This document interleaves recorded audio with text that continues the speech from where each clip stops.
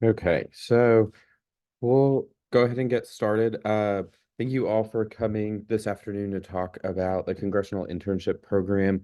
And we have some exciting updates and changes with the program that we're excited to share this afternoon. My name is Jordan Smith Porter. I serve as a student program coordinator at the Institute of American Civics, which is within the Baker School of Public Policy Affairs. And also joined by Mary Beth Brout Woodward, sorry, who is at the Center for Career Development and Academic Exploration within the Division of Student Success. And so this program overall is administered by both career development and academic exploration, and then the Baker School as well. Just some program basics about what the Congressional Internship Program is. So, it's a internship program that's funded by the University of Tennessee Division of Student Success and supported by the Baker School. The program has been around for numerous years. I personally have a friend who participated in CIP when she was a student here. So it's a program that has lasted for a long time and has helped students gain a lot of experience with gaining internships in Washington, D.C., specifically on Capitol Hill. The internship range is from June 3rd to July 26th, 2024. So it's an 8-week window of time, and students who are accepted into the program are eligible for free housing while they're in Washington, D.C. during this period. And that will be at a university within Washington, D.C. So we're looking at a few different options for housing. And so essentially, students who are selected gain the housing, and the dates that the housing is available is it's actually from June 2nd until June 27th. The start date for the internship would be June 3rd, and then the last day with July 26th. And we've worked with members of the congressional delegation to host interns over that period. So selected interns then are hired by members of the congressional delegation, and individual congressional offices pay interns. They range from $1,000 a month to $1,800 a month. Most max out at that 1,800, and some work up to the 1,800 per month over the course of the internship. The program itself does not provide direct funding for to students, so funding in terms of a scholarship or in a pay as a payment for working and things like that. So what do interns do? That ranges from a wide range of tasks, and a lot is largely based on the congressional office that you work for. Most interns primarily give tours of the Capitol building and the Capitol complex, and that would include giving tours largely to constituents. And so during the summer, it may be a lot of families who are coming to visit Washington, D.C. and tour the Capitol, that they go through their member of Congress to do those tours. You would communicate with constituents via phone and email. So those who enter or who apply for this program should be comfortable with working, talking to folks on the phone, as during various times throughout the the congressional session. There may be times where constituents are calling the office and voicing their concerns, or calling for any questions in terms of support from the individual member. Some interns have helped working on external communication, so whether that's social media, helping to write press releases. Some have attended committees or congressional hearings, briefings, and meetings, I'm sorry. So sometimes the member may take you to a congressional hearing, could take you to a briefing that's hosted by a non-government organization or another government agency. A good example of this is Chuck Fleshman, who is a member of the Tennessee delegation serves on the Appropriations Committee in the House, and so he may take interns to markups in the committee or in the Appropriations Committee. Support research tasks on specific issues. So some members will have interns support the congressional staff who work on legislative issues and providing research on specific issues. So if there's a vote coming up on an issue that a member may not know enough about, providing a or creating a briefing of those tasks or of that issue for the member to have to help make their decision. And then providing office support to congressional staffers. So general office support, getting the mail, delivering the mail within the office, um, like I shared, answering the phone, answering emails, regular clerical work, and then, of course, other duties that come assigned throughout the experience as well. So why intern on Capitol Hill? So interning on Capitol Hill gives a strong insight and experience with the legislative process. So seeing live as it's happening, various bills be passed by the House or the Senate, or both. You're developing those research and analytical skills, enhancing communication skills, exposure to a specific policy. Again, using the example of Chuck Fleshman in appropriations, helping to get exposure into that appropriation process. Others within the delegation, they have various other policy issues that they have worked on as well, where you could get direct exposure to. Another, Mark Green, who's a member of the delegation, serves as the chair of the Homeland Security Committee. So some of the exposure to those policies. Resume building. So this is an experience that will help you gain strong experience that is helpful on a resume, even if you don't want to go to Washington, D.C. after graduation, you're still getting that legislative and government experience. And it helps you building contacts with future jobs, which then could lead to future employment after you graduate. But then also, if you wanted to go back to Washington, D.C. to work on Capitol Hill, many jobs, specifically as congressional staffers, require some level of experience as an intern within a congressional office for the job. So then we will jump into the application process. So the application is located on Handshake. You can scan the QR code that is on the screen. The requirements are to complete the application itself. And then there's also 2 letters of recommendation that have to be included with the application, and those can be emailed directly to Mary Beth. But your resume will also be required, and then there's some essay questions that should be addressed as well. And so the resume and the essay questions can be attached to the application on Handshake, and then the letters of recommendation emailed directly to Mary Beth.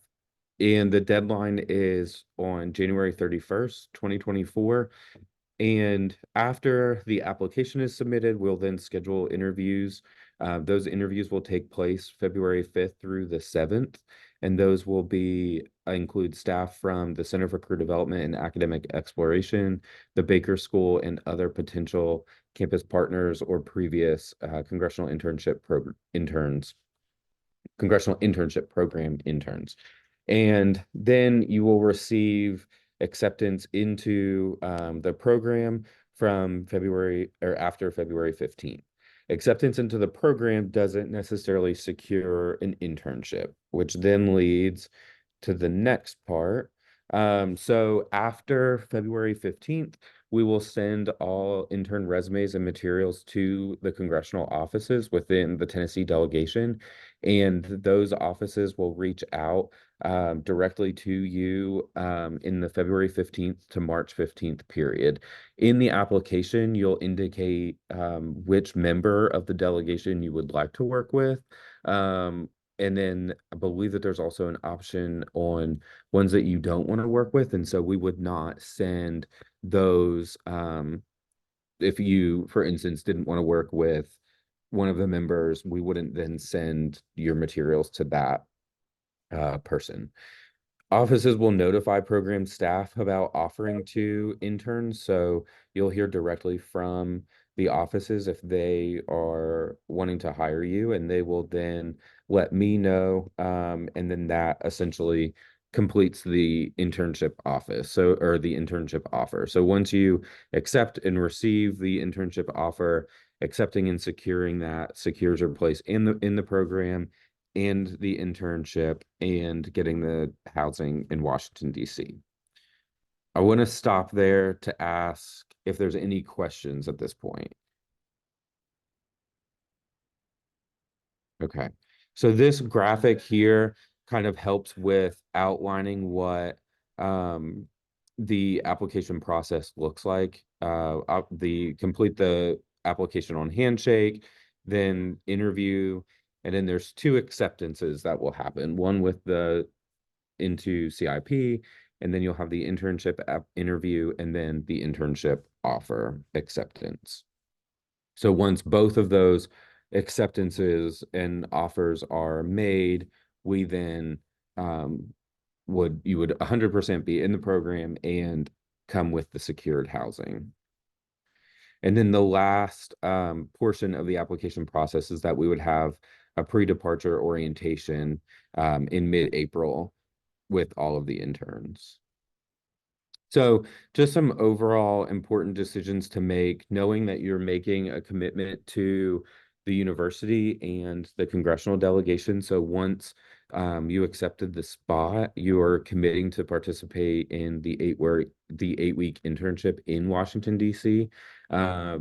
If there, we'll be able to work with um, folks based on, selecting an internship. If there's some options that we have outside of the delegation that we can potentially look at as well. But largely, you're making that commitment to the Tennessee delegation, and that you cannot essentially, once you accept it, you cannot back out. So knowing that is important. And then the last part is just earning or yes, earning academic credit. So if there's any academic credit that you want to earn, how many credits and how you will fit that into your overall schedule. And we're able to help with that as well. And then the final component is just any financial decisions, knowing that there's a component that goes with living in Washington, D.C. that can be pricey. So making sure that you're in the right financial place in order to complete the internship. So if you've already applied to a congressional internship, so we know that there's some offices that have already opened up their internship applications for the summer, you're able to notify me and we'll work on kind of on the back end to make sure that you're looped into this process as well. So you would just share the congressional office that you applied to, and if the internship was already offered by the office. If an internship is secured following the January 31st deadline, we may be unable to accommodate for the free housing just based on the individual demand and how many students overall apply. So if knowing those dates is important. And then CIP housing is only eligible for students who applied to an internship with the Tennessee delegation. And then like I mentioned in terms of the financial decisions, making sure that those are covered. And if there were any payment and things like that that were already done, just knowing to work with us essentially on how we can support from this point, whether it's you've already started looking for housing and you've secured an internship and things like that. All right, so some overall dates. So the application deadline on January 31st, the interviews on February 5th through the 7th, the congressional office interview period of February 15th through the March 15th, and then around mid-April, likely on April 16th, will be the pre-departure orientation. And then there's a few weeks in between as you get ready for the internship, and the internship housing move-in date will be either June 1st or June 2nd, with the internship start date of June 3rd. And then July 26th would be the last day of working in the internship, and the move out date would be the 27th or the 28th of July. All right. And then the last slide that we want to cover is just how the Center for Career Development and Academic Exploration can help you as you're going through this process. They're able to help with resume and cover letter development, interview skills, and also support options in terms of professional clothing. So, what's acceptable for an interview with either the committee or even with the congressional offices. They also have other internship opportunities and co-ops that are posted on Handshake. So if you see this and you don't think that this program is the best fit or one that you want to participate in, there's plenty of other internship opportunities that are available through Handshake, and that you can apply for directly. And then also after completing the internship experience, they can help with job search assistance as well. All right. So with that, we'll open it up to any questions.